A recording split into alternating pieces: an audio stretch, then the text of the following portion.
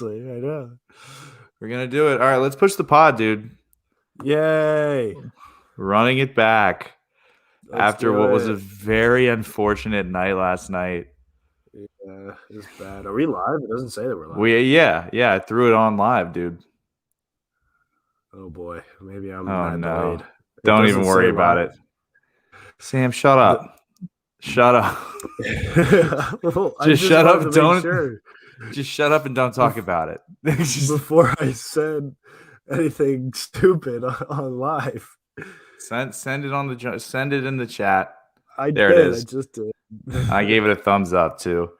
And we're gonna give it another go. Yeah, okay. Who cares? We're gonna give it another go, Sam. And I'm excited. I'm looking forward to it. Yeah, we'll see. We'll see how it goes. I feel a little better about it, but all right, let's just get started. Let's jump into 3, 2, 1. Philly! Hello, everybody. Hello, Philadelphia. Welcome back once again to yet another edition of the Wolves of Broad Street podcast. As always, I have my illustrious co-host here, Sam Davis, Sam Glavin, and of course, we have our producer behind the glass, Seamus G, chopping up the highlights we all know and love. You can see those on YouTube or on our Instagram at Wolves Abroad ST. Of course, that is on our Twitter as well as our Twitter handle. And we're coming at you live right now on the Liberty Line podcast at Liberty Line PHL on Twitter, and of course, twitch.tv/the Liberty Line. And if you're not able to join us live, of course, we got the shows on Apple Podcasts and Spotify as well.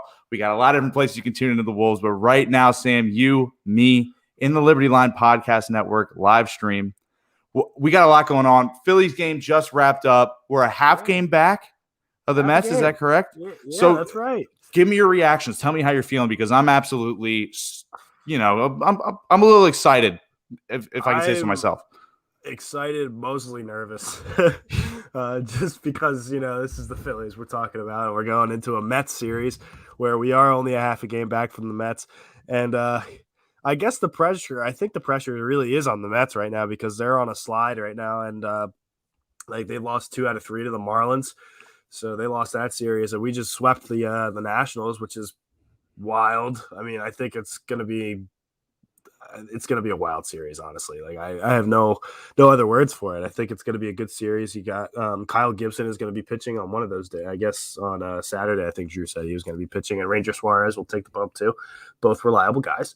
So, and we'll see. And Javi Baez went for the golden sombrero today. So fuck the Mets.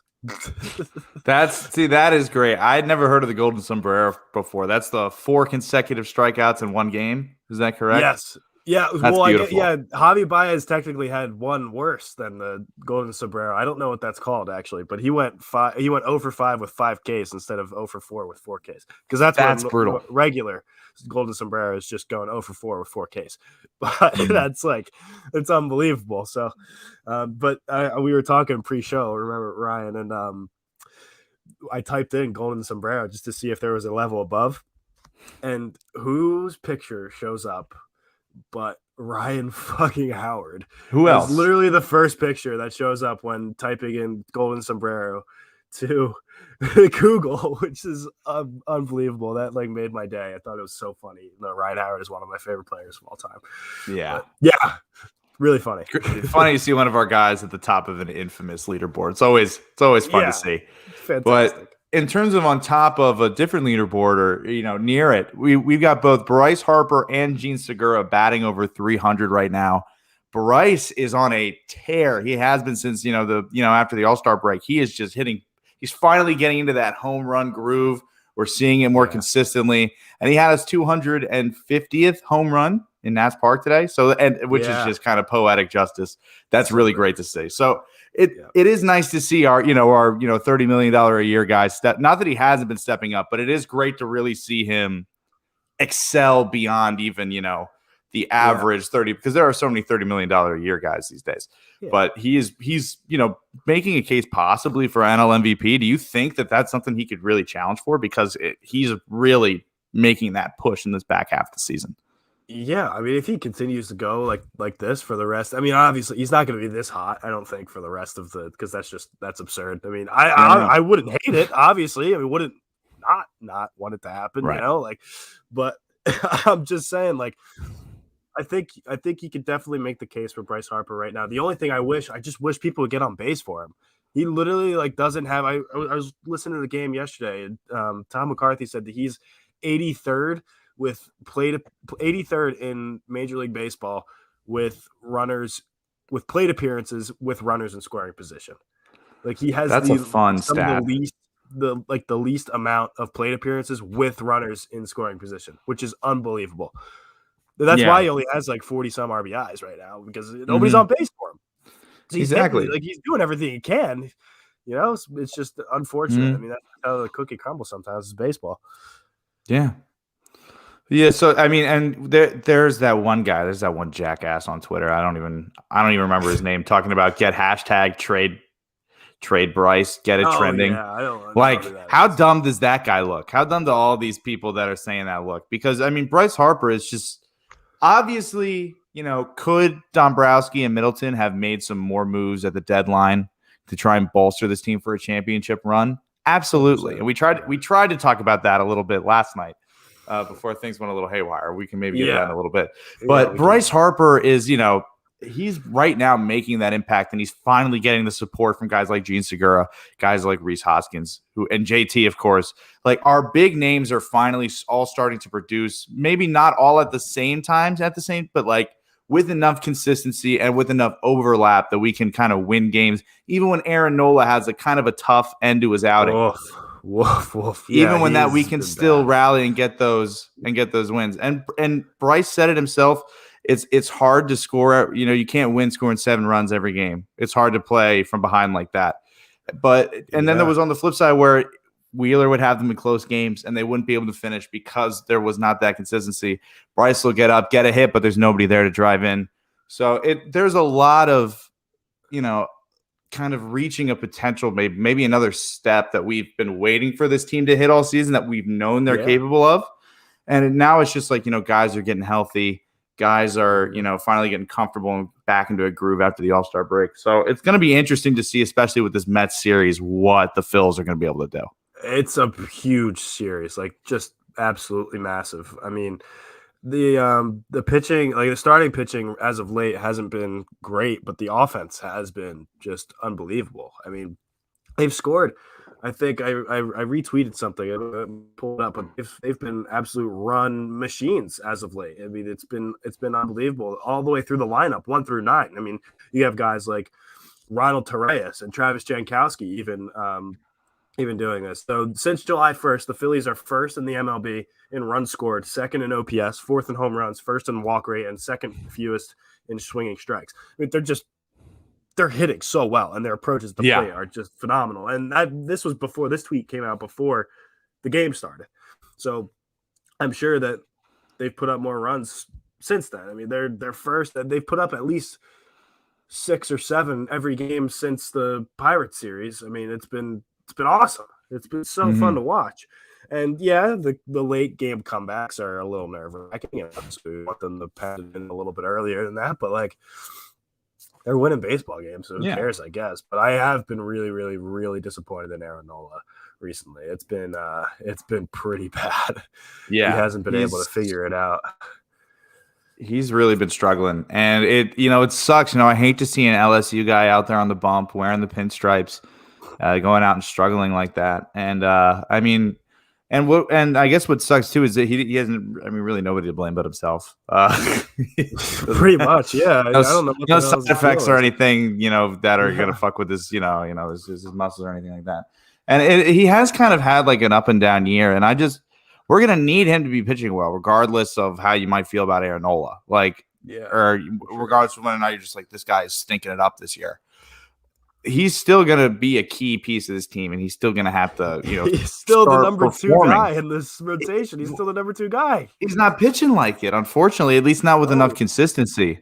absolutely not. He's There was a been point we thought we had 3 aces, and now we've got Wheeler and Eflin's just hurt, right? or was Eflin is hurt. hurt. Yeah, he Yeah. is hurt still. And it's really just Wheeler. And I guess I haven't seen that much out of Kyle Gibson, but he pitched really well last time. But I guess Yeah. we'll see where we get him. He's going to need to come up huge for this Mets series. But that's the one thing. It's like him and Ian Kennedy both said, yeah, it's like it's fantastic that we're actually on like a contending team now. Like we've always just been used to being on shit teams. Like it's not, or like not contending teams. It's actually kind of fun, and this is like where we thrive. So you guys haven't even seen the best of us yet, which is Exactly. Oh, sure. Like, okay. Yeah. That's awesome. And that's true. That's true. It's like, A, no one's been paying attention, and B, like they haven't been put into positions to succeed. They haven't had that kind of support. And I'll be honest, man, I do have this question for you just about, obviously I saw you tweeted that GIF. Once I thought it was out, they pull me back in, the most overused GIF in Phillies baseball history in the summer of 2021. But like, especially by me. How much of this is just the fact that we're playing the newly, we played the Pirates, we lost 2 or 3 to them, and then we went and we swept the Nationals, who just offloaded like their two of their best remaining players. They offloaded them for prospects. So how, like, obviously, it's still exciting. You're making up games in the division. You're doing these things in the division. But how much of this, can we really, like, not even that the Mets are really playing that great, but playing against top teams, where do you think this team can go? Because we've seen a lot of back and forth with them, regardless of competition. Well, they're not going anywhere in the wild card, that's for sure. I think they're like still a couple games back in the wild card. So if they're going to make the playoffs, they're going to make the playoffs winning this division with a close to a 500 record. But not the Eagles, the Phillies have one of the easiest schedules for the second half. I saw that like close to the All-Star break, and the Mets have one of the hardest.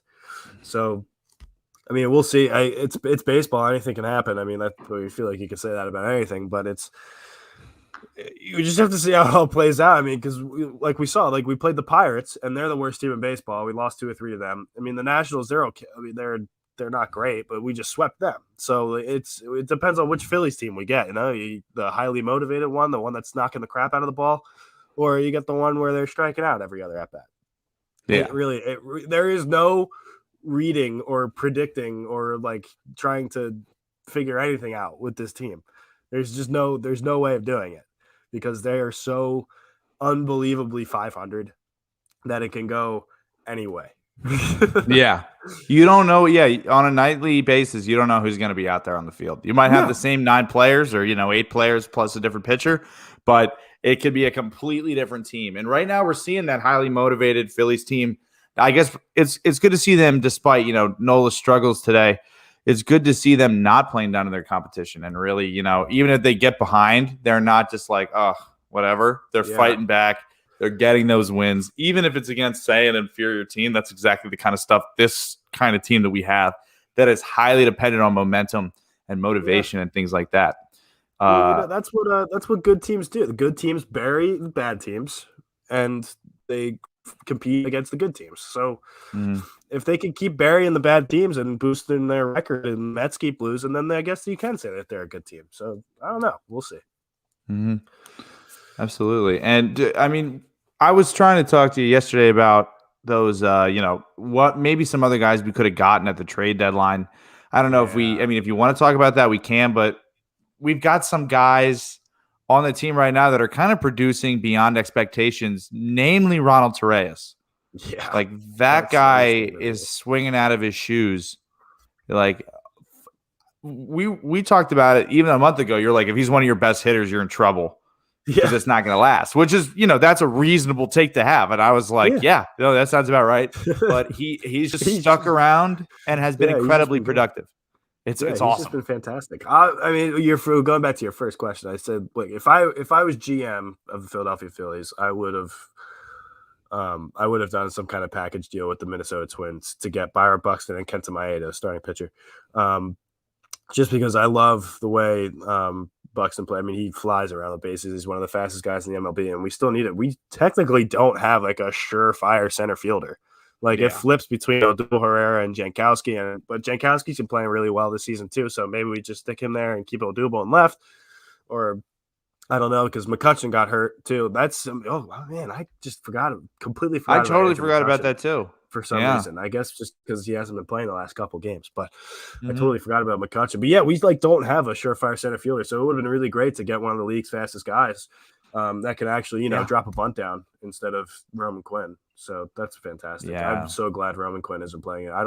I'm sad that he's hurt. Like it's obviously Yeah, not good of that course. he's hurt, but like.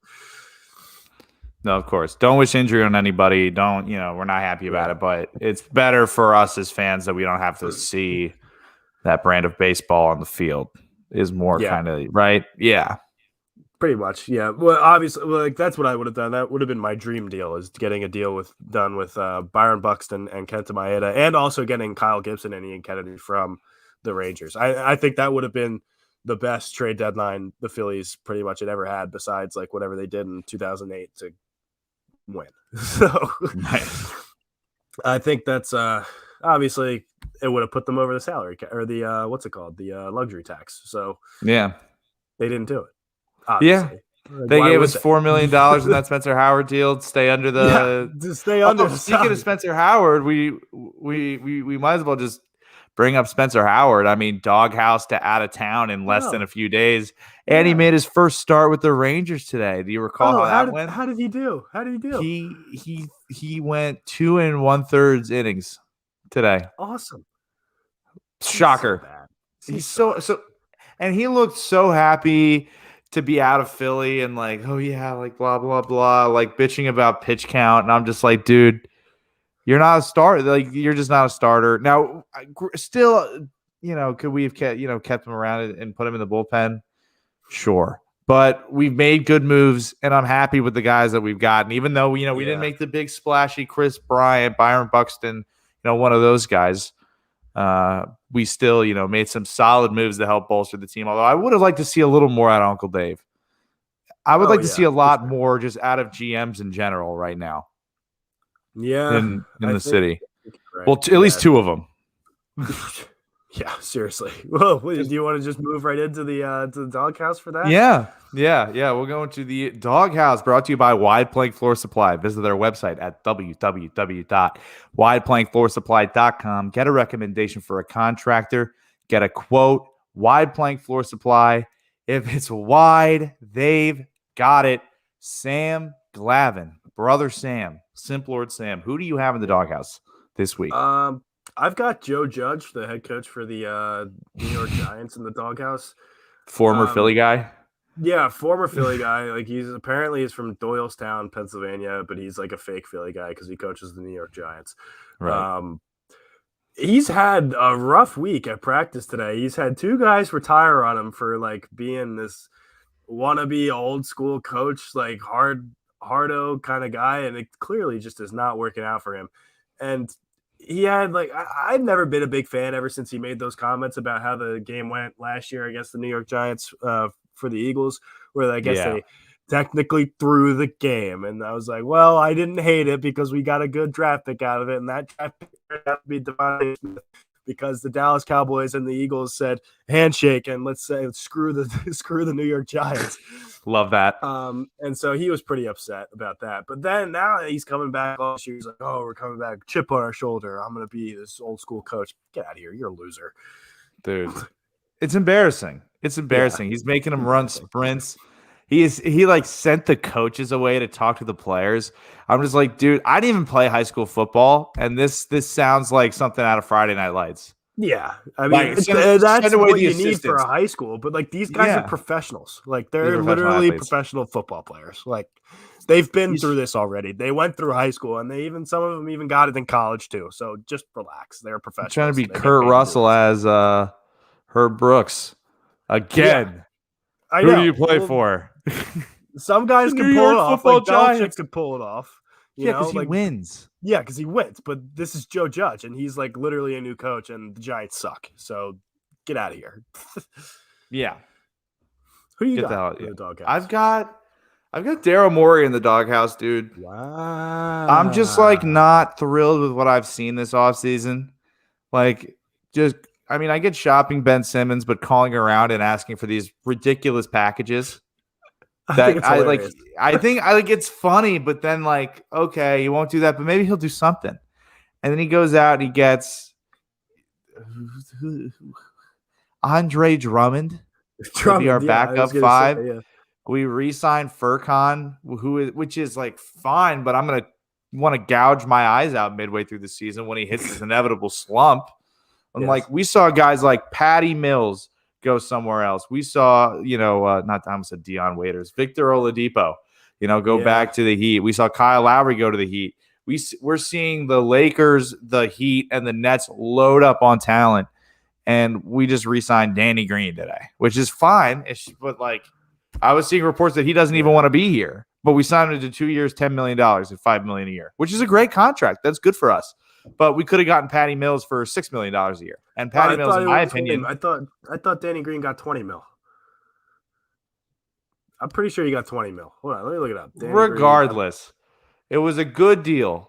Regardless of the price, whatever we got it for, it was a good deal. 2 years, 20 mil. 2 years, 20 mil. 2 years, 20 mil. It's fine. $10 million. I mean, even so, we could have gotten Patty Mills. There are other guys out there that we could add to this team, and then, we go to the draft, which I guess happened before these signings and trades, but still, like you see, Jaden Springer is fine. And just in the second round, it's obviously he's gonna be included in whatever deal we get for Ben Simmons. I mean, I'm just not interested in like an 18-year-old kid that didn't play half of college. And it's not like I hate this kid, it's a bad pick, blah. Like, he's a good player. It's just not. And honestly, I don't know if anyone at pick 28 or 29 or whatever is gonna be that useful in the NBA unless you really hit a gold mine. Like, I could be totally wrong, and Jaden Springer could just come out firing and be amazing. But I doubt it. And that's not a slight to him. It's just like he's literally still 18 years old. He didn't play. He might get some serious pushback on Twitter. Dude, Leo got such dorks on Twitter, dude. Like, ganging up on this guy for having an opinion, for Christ's sake. Like, this is such a blog site. Literally on a fucking blog. A blog, yeah, and that's gonna be our communal doghouse. Just the Sixers fandom as a whole is so goddamn cringe. It's all like love and roses and like I don't know, bullshit. And, Matisse is so cute, and then throw him into the doghouse for like absolutely nothing for sometimes. Dude, it's like, I'm gonna stay up and watch like Matisse play, and I'm just like, you're just gonna stay up and watch Matisse? Like, is that what you're gonna? That's great for you. Or like, I may not know basketball, but I watch a lot of it. I'm like, well, if you watch a lot of it and you don't know anything about basketball, what the fuck does that say about you? Like, I watch it all the fucking time, but I've retained nothing. Like, people are so I'm in no way saying that I know like a lot about basketball. Like, I'm not a basketball guy, but I really do hate the NBA. Like, it's like, dude, I really hate just like NBA, just everything about the NBA Twitter, all of that stuff, Sixers Twitter, like the way everybody's going to the Lakers now to go play for LeBron James and stuff. Like, dude, I hate it. It's a trash league. It's so annoying. I can't, and I don't even like the game of basketball. So like, why would I? And so that's gonna. I do want to keep talking about that. So that's gonna do it for the Doghouse. Brought to you by Wide Plank Floor Supply. Visit their website at www.wideplankfloorsupply.com. Get a recommendation for a contractor. Get a quote. Wide Plank Floor Supply. If it's wide, they've got it. Sam Glavin. We're talking Sixers here on the Liberty Line Podcast Network, Apple Podcasts, and Spotify. Twitch.tv/the Liberty Line at Wolves of Broad ST. Jesus Christ, Sam. What's going on in the world of the NBA right now? Not a lot with the Sixers, but it's just the league itself is just, this summer has shown us a lot of things. There's a lot of things to not like about the NBA. I hate it. Like, well, what's so great about going to the Lakers and playing for, like, I guess like somebody wants like a championship, but like, come on, like, have some balls, like, it's everybody wants to get theirs, and it's just not about, going out there and grinding for a championship anymore. Take a look at the Bucks. I mean, they grinded for a championship, right? Like, they were like the Lakers didn't win it this year, and it was or who was the other like the Nets? Not the Lakers, the Yeah. Nets. That's who I was trying to think of. Like the Nets were like the super team, and they got like all these. They had like the big three: Kyrie, Harden, and freaking KD. They didn't win a championship, so I don't know why everybody keeps reverting back to this formula of like having big three. So it just doesn't seem to work out like hardly ever. I Dude. mean, obviously they did it with the Miami Heat, and you did it with the Warriors, but the Warriors were literally one of the greatest teams of all time. Like They were, that team and was then you unbelievable. added an MVP caliber player. Like that's Yeah, a super like. And I'll say this: like right now, Russell Westbrook, LeBron James, and AD that's a decent because I mean, I'm not saying Russ is washed, but he's not Russ. no, And dude, someone on it was like one of those dumb NBA Twitter accounts.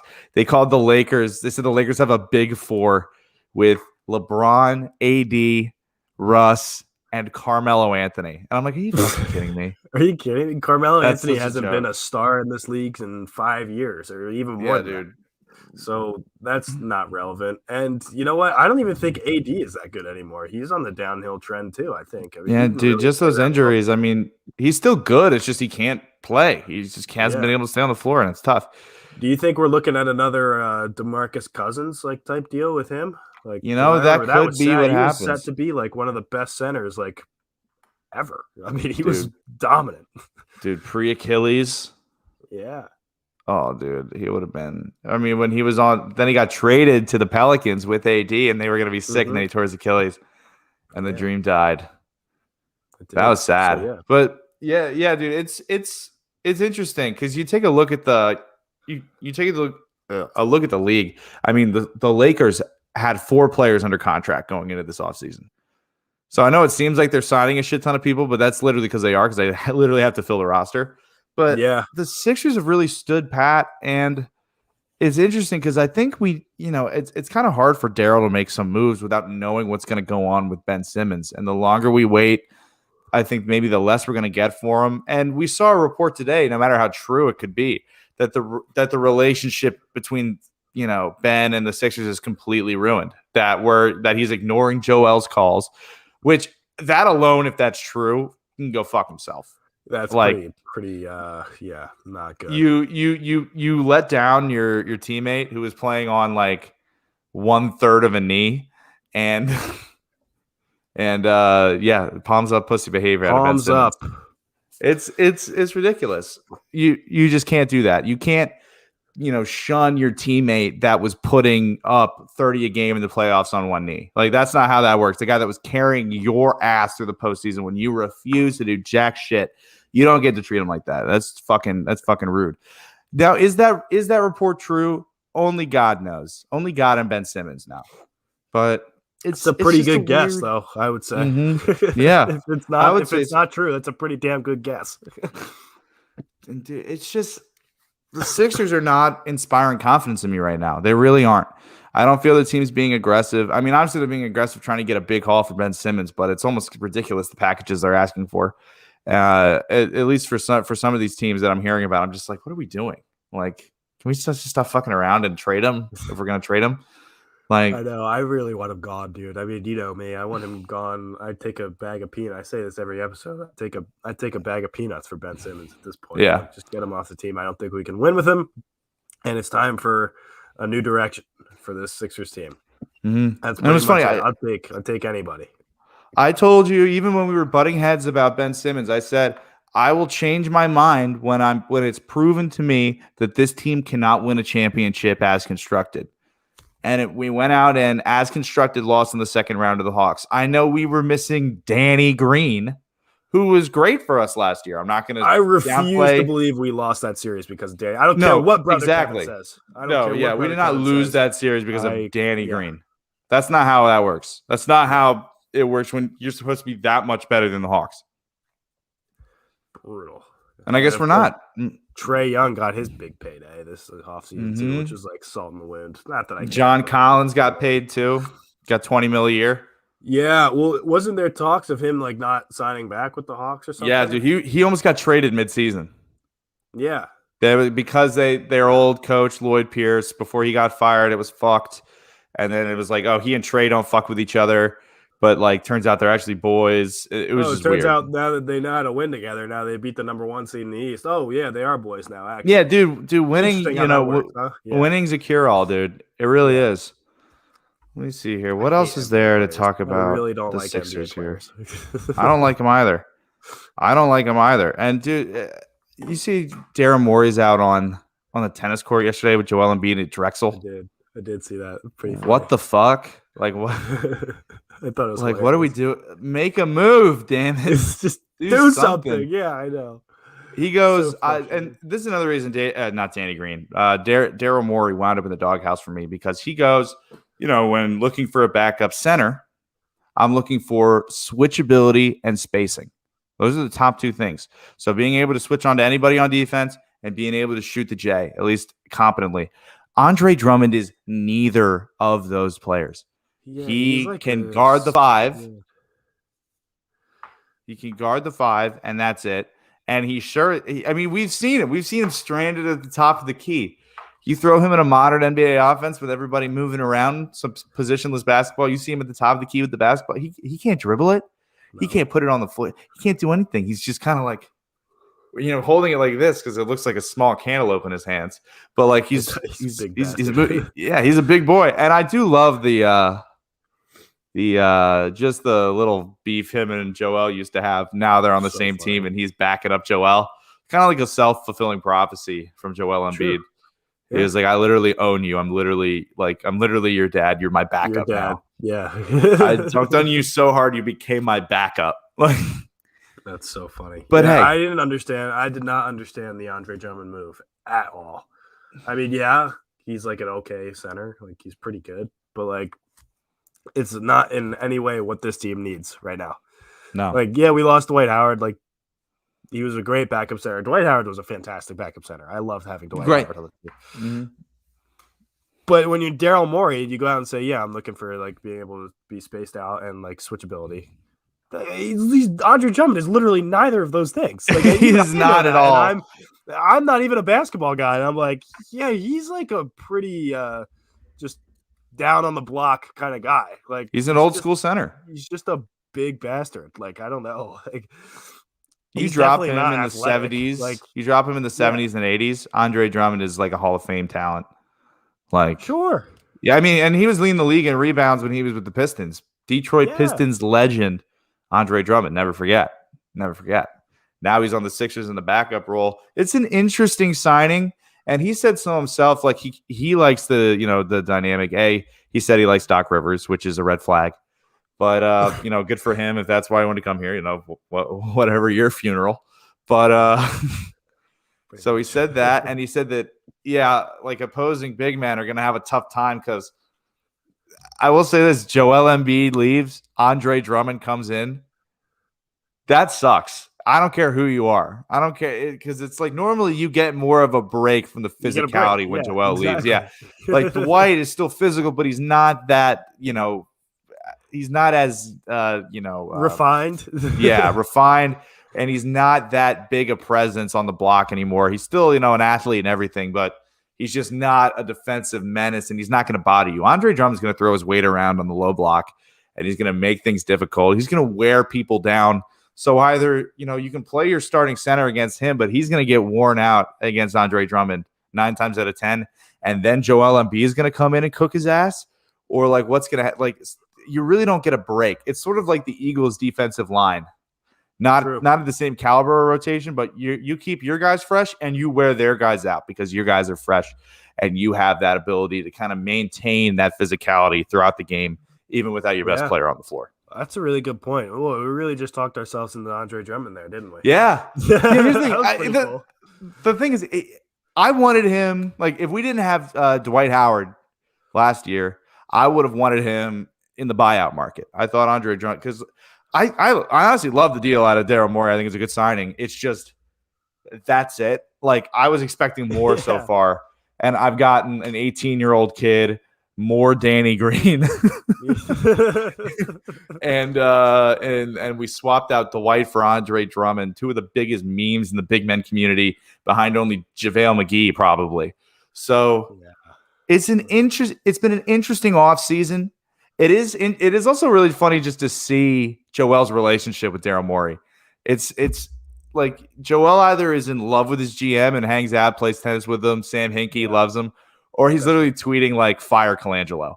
Like it's one or the other with Joel and his GM, and it's really funny. It's really funny to watch. Yeah, I mean, yeah, you really did just talk me right into Andre Drummond there. I think that makes total sense. I like that a appealed lot.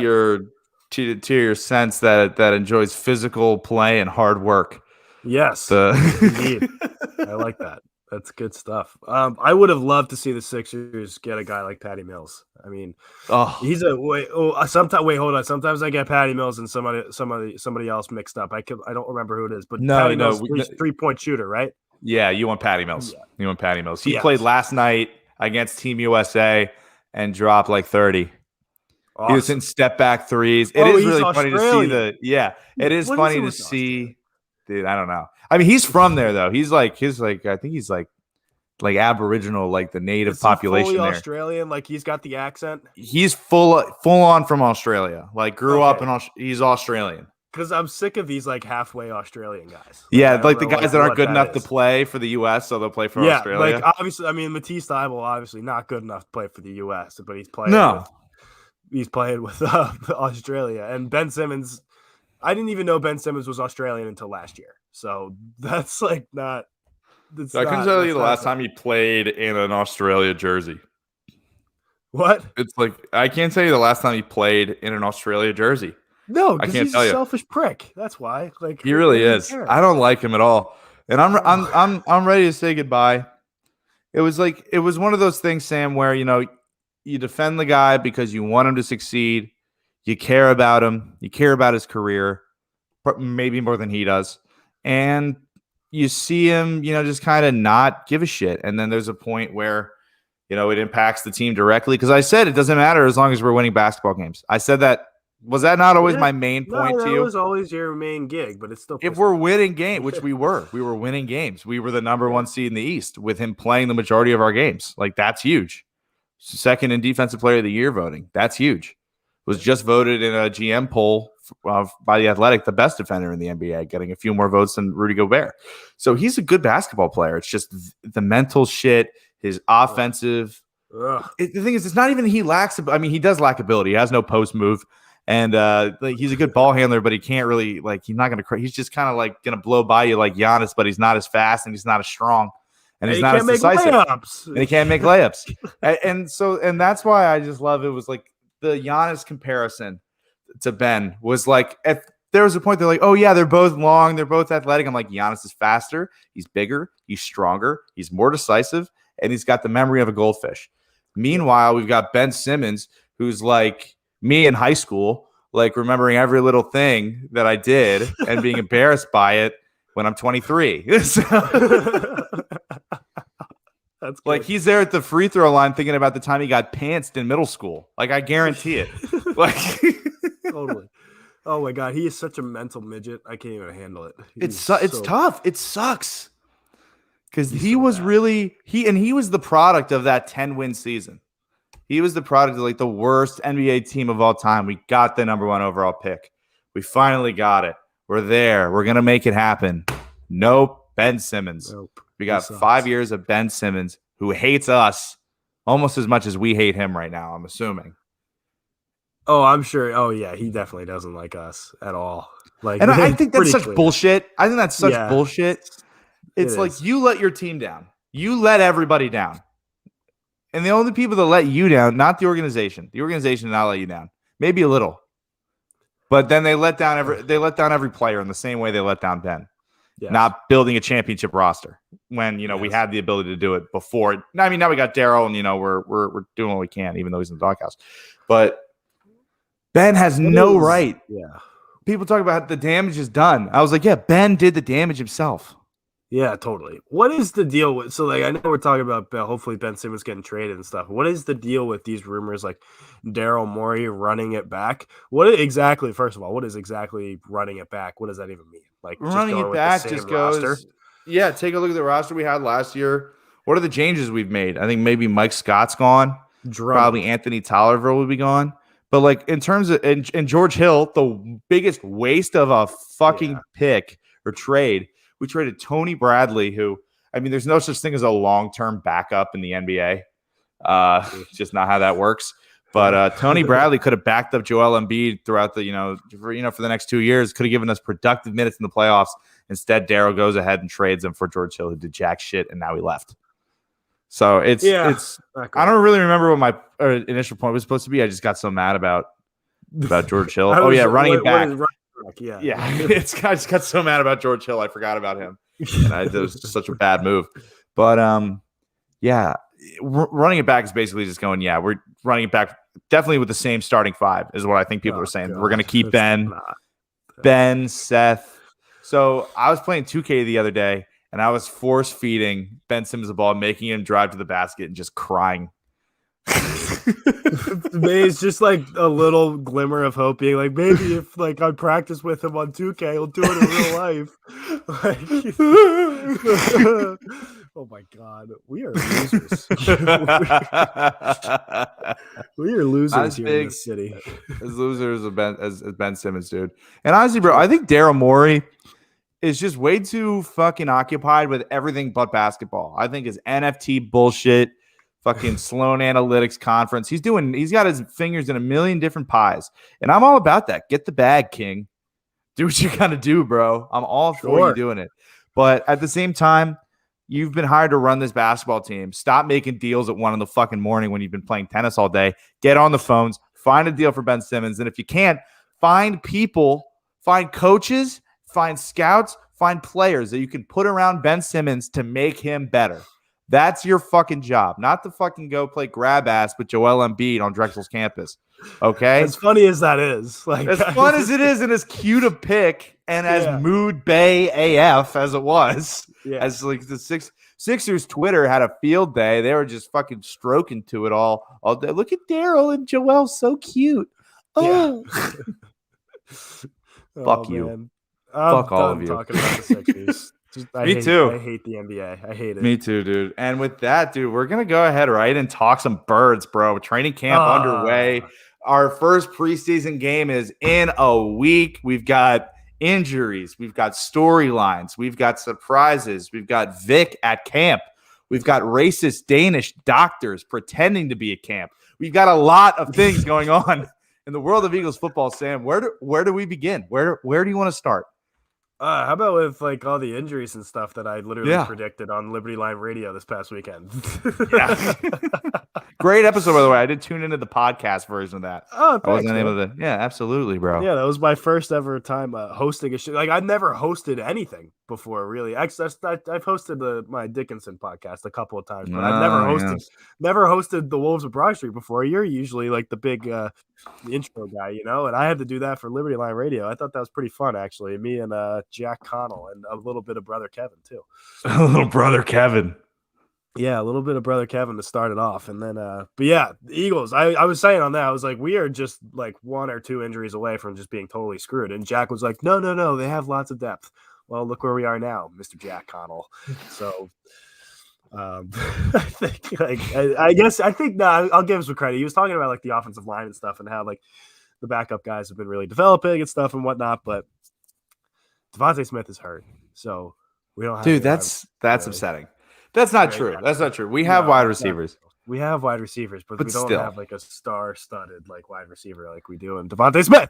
It's like, of course, the spindly-legged first-round pick gets a leg injury like week 1 of camp. They're like, he'll be ready week 1, and I'm like, oh, great. Yeah, that's great. He awesome. Hasn't had any time to practice like that. How many times have I fucking heard that? Ready for week 1. How many times have I? A million times. I refuse. I refuse to pay that. I'm praying to God that this is just like a super minor injury and they're being like overly like stupidly cautious with it. That's what I'm thinking. I mean, I don't know. Maybe more has come out since then, but that's just my story and I'm sticking to it. I just don't think that they want to make anything worse like 2 weeks into camp, I guess, which makes sense. But like it's not great for the fan base to be all excited, like to try and get them excited about this season, you know, like it's not great at all. So yeah, and then some of the offensive line is down. Like Brandon Brooks is down again with something. I don't know what it is. I think Lane Johnson is like day to day or something like that Yeah, too. we've got guys cycling in and out. It's fucking brutal, man. I don't like to, and I'm not gonna, go panic mode. I'm not gonna freak out or anything. It's just a little annoying more than It's anything else. incredibly annoying. Yeah, totally annoying. I hate Mm. it. It's that's all it is annoying. It's just what it is. Like it's annoying because we're not anywhere near the season. I mean, I guess we're like less than a month away from the season, but like I want Hmm. them to be well rested, but at the same time, I want them to practice and get ready for week one. So It's interesting. pick and It's an choose your interesting battles, I thing going guess. on. Yeah, exactly, man. And it is a huge bummer to see Devontae sideline because obviously he's been one of the big glimmers of hope for the squad and for the city right now in terms of football. Like I was pretty much out on this football season. I mean, I was always going to watch, but Yeah. it was just, and now we've got all these headlines of injuries and things like that, but we've also got headlines that I just hate. And it's not even, and I like Jalen Hurts, but this whole Deshaun Watson trade, quote Uh, unquote, trade saga. You saw today the 97.5 poll. I mean, we're not going to not talk about it going, who would you rather be here next year or this upcoming season, Ben Simmons or that was Deshaun Watson? horrendous. Oh, the That was guy that so didn't bad. that misses free throws and can't dunk in the last minute of a game, or the guy with like 22 sexual assault allegations. I'm like, bro, I don't know. I don't know who I'd want. I don't know who I'd want on my team. And then Here, they I have got the an answer for fucking you. How about nerve. neither? How about neither? How about neither? Literally, I don't want either one on my Yeah. team at all. Like, I'm gonna need Deshaun Watson to be squeaky clean and cleared. There has to be some massive conspiracy against him that's been proven in a court of law before I even consider trading for him. Consider trading Which for him, doesn't look like it's. I mean, he's up in like the 30s of allegations right now. I mean, like dude. unless not all 30 women or whatever are lying. Like I'm No, not saying any of them are. Like no, it's yeah, I just know, like but there's like numbers. Come on, like dude, it's yeah, stats. law of large numbers dictates that there's got to be like I don't know the percentage. My guess is in a perfect world, it's 100%.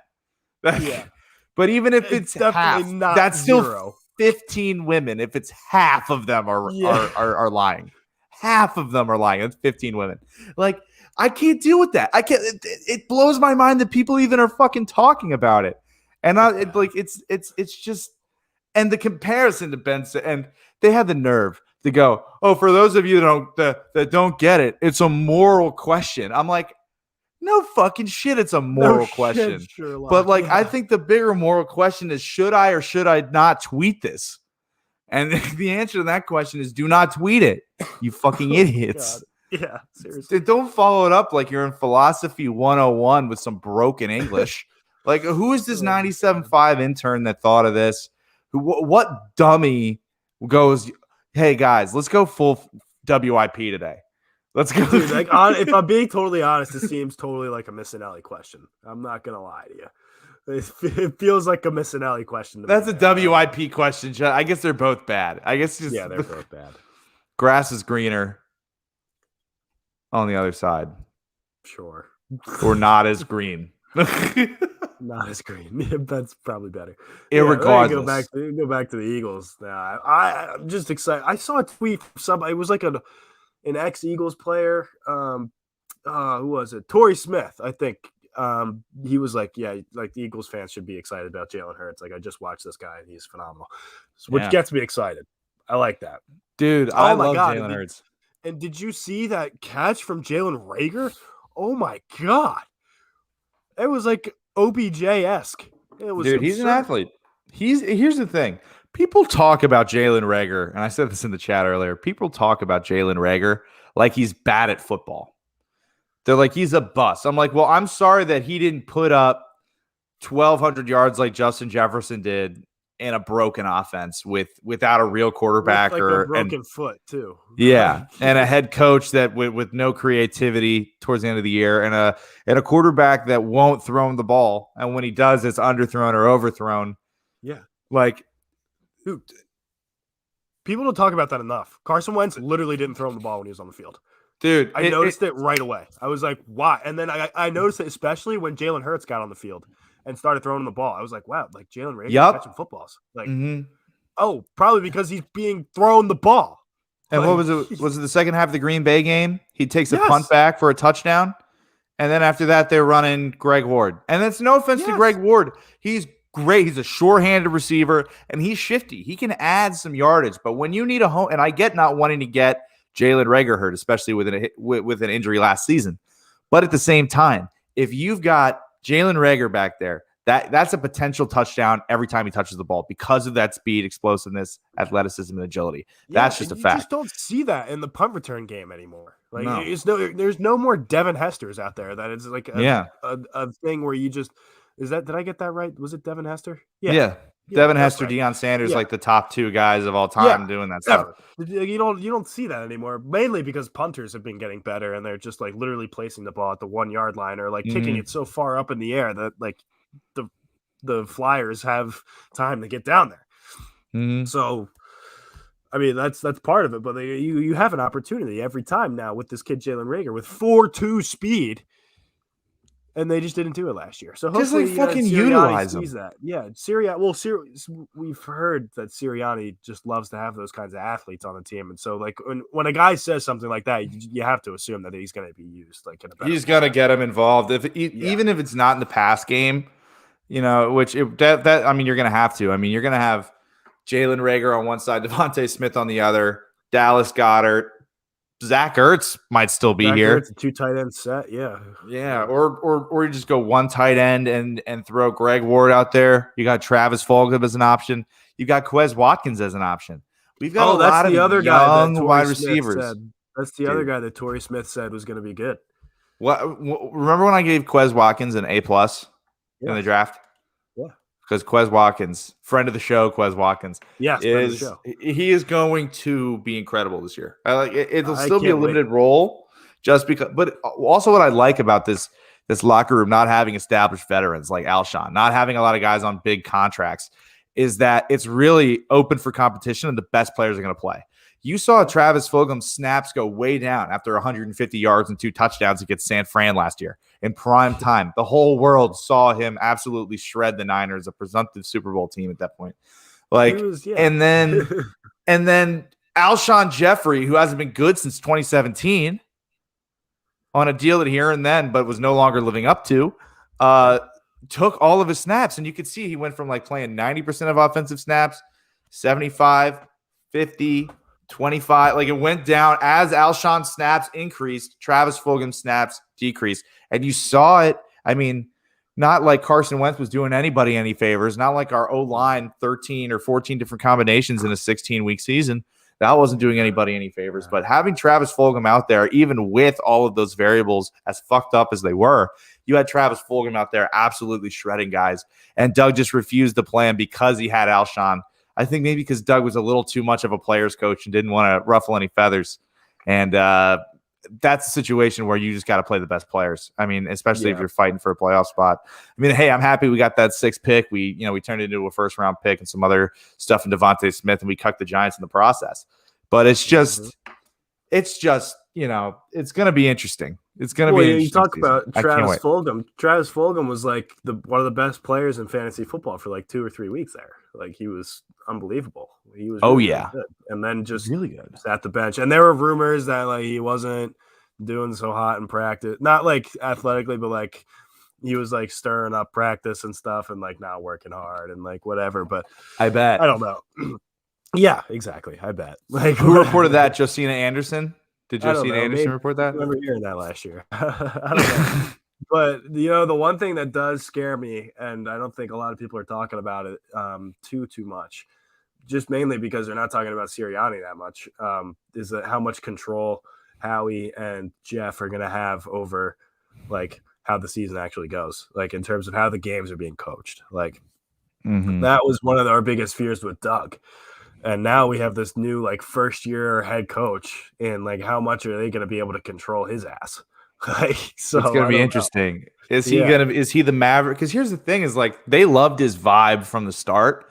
I don't know if they loved him because he gave off schmuck energy, because he kind of does. He gives off schmuck energy when you first meet, like a lovable schmuck, but definitely schmuck and easy, maybe a little easy to push around. They probably love that. But also at the same time, he just seems like a great guy. So I don't know if they want to take advantage of him or if they're literally just working together to build the best football team possible, because that's what they should be doing. They should be looking at what works, looking at what doesn't work, and working together. I mean, the owner and the GM having some input on how to utilize the personnel that they have, like that's all well and good in small doses. But here's the thing: I have full faith in Sirianni to, create an offense where everyone can thrive. I have full. I mean, you take a look at, first of all, he learned from Frank Reich, which is huge. It's huge. Yes. I mean, you saw Nick Foles loving on Frank Reich in a press conference, just saying he's the best coach I've ever worked with, blah blah blah, and just all this great stuff. So clearly, he knows how to work with quarterbacks. He knows how to improve quarterbacks. And Nick Sirianni is bringing that knowledge and combining it with that lovable energy that this young team is really going to rally behind. And even the older players, like Lane Johnson, loves that kind of shit. Like that's his whole vibe. It's just being a jackass, but in a way that means success. But having fun with it, while still working hard. And so having that kind of meshing of personalities, I think it's going to be great for the team. And regardless of whether or not we win the division or even make the playoffs, the squad is going to make some noise. Let's do a little rock, paper, scissors real quick. Okay. Rock, paper, scissors, shoot. Go. Quick. Rock, 2, 3, go. Well, that was so delayed. I can't even. Whatever. You won. Get fucked. Of course I did. All right. And you won. 2 things before we go, Sam. One, Carson Wentz is hurt. That's so funny, dude. I mean, it's not funny that he's hurt, but it's par for the course at this point. Dude. Like it's not funny, obviously, but it's kind of hilarious, dude. It's just of course, right? I mean, when we, even when he's not here, he's letting us down. He's even when he's not here, he's just right here. Yeah, he's take that first round pick and shove it up your ass. I don't know, but at the same time, it's but then again, you got to take a look at Howie and go GM of the year. Honestly, it's such a bitter, it's such a weird vibe, because obviously it's good that they offloaded him for what they got and when they could, and then he got hurt. So it's good in that sense, but we don't get the first round pick anymore. So it's, I don't know. It's so weird. Here's the thing: we're gonna have 2 next year instead of 3. That's fine. The fact that we got 2 first round picks in general is epic. We have 2 first round picks right now, which is great. So I'm not too concerned about that moving forward, but it is just it is interesting. And it's also do you happen to know how or who we got that other first rounder from? I forget what I'm assuming that Miami deal when they moved up to 6 and we traded with them. That's right. So however well Miami does, or however badly Miami does, we get their pick, and however bad we do, we get that pick too. So that's pretty cool. That's good. Yeah, I'm not upset. Yeah, I'm not upset about it at all. So it'll be good. It'll be good. I mean, and it is interesting that Carson had that injury. It was an old injury from high school that never got picked up until now. And then he goes, "Oh, I'm not going to need surgery. I'm just going to rehab." And then Sirianni and the team doctors are like, "No, he's getting surgery." Like Carson, you're right? Not Sirianni. Oh, that's a Sirianni. Sorry. Well, sorry, dude. I'm getting Indianapolis, football geniuses mixed up. Yeah. I apologize. and on top of that, moving on from Carson Wentz, one more Eagles point. Andre Dillard looks like dog shit in camp. Apparently, I fucking told everybody. I told everybody. It was in the headline of an article. Soon to be backup Eagles lineman Andre Dillard quit social media. Was the headline? Railed for it. I got so much hate because it was, for all intents and purposes, a hit piece, but it was supposed to be funny, and it was. It was.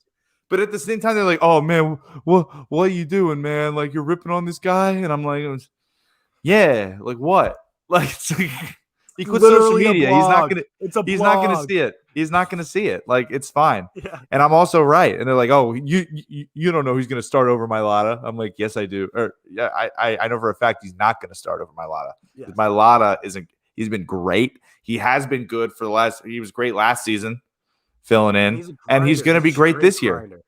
He's a straight grinder. That's dude. Went from being the man with the ball in his hands in rugby to just a guy that blocks for a living. That takes fucking mental fortitude and balls of steel to just go from, give me the ball and give me the glory, to people are only going to care about me unless I knock somebody down or I fail. Like, that's like that's the offensive lineman situation. That's it. That's all she wrote. I'm excited about Mailata. As long as the rest of that as the rest of that offensive line can stay healthy, I think Jalen Hurts is going to have a good year. I think Miles Sanders is going to have a good year, and we'll see how it goes. The defense looked great. We didn't even talk about the defense that much, just because I'm not worried about it. So that's where I'm at with the defense. Yeah, I'm good, man. The O-line looks good. Josh Sweat's going to be dirty. D-line looks good. Josh Sweat's going to be dirty. And Steven Nelson and Darius Slay in the secondary is going to be great, with Rodney McLeod and Anthony Harris over the top. And then, dude, we're chilling. We're chilling. It's going to be interesting. The more camp goes on, be sure to stick around. Check out the libertyline.com. And follow all of our camp coverage. We've got, Victor Williams at the Philly Pod and at Jack P. Connell, our good buddy Jack, giving us some coverage. Vic's actually been at camp, unlike a lot of the people live tweeting. People are live tweeting internationally like they're at camp. Is that not fucking insane to you? It's so weird to me. I mean, I didn't even know that, but that's weird. They tweet like a play. They live tweet like plays like Devontae Smith with a one-handed grab in the back of the end zone. It's like, that's the best catch of camp. And I'm like, dude, you haven't even seen every catch of camp, you fucking idiot. Regardless, love Twitter. Give him the sign off. Give him the sign off. Thanks everybody for tuning into take 2 of this edition of the Wolves of Broad Street podcast. This week we had some technical difficulties yesterday on my end. Totally my fault. My Wi-Fi is terrible, so thanks for bearing with us on that. Big shout out to our producer Seamus G for cutting up the highlights and stuff. Follow us on Twitter at Wolves Abroad ST. At Liberty Line PHL, at Sam Glavin06, at Ryan Conway 76. And thank you again to Victor Williams and Drew Smith for letting us rant and rave and curse a lot on this Liberty Line network. Seamus G, close us down.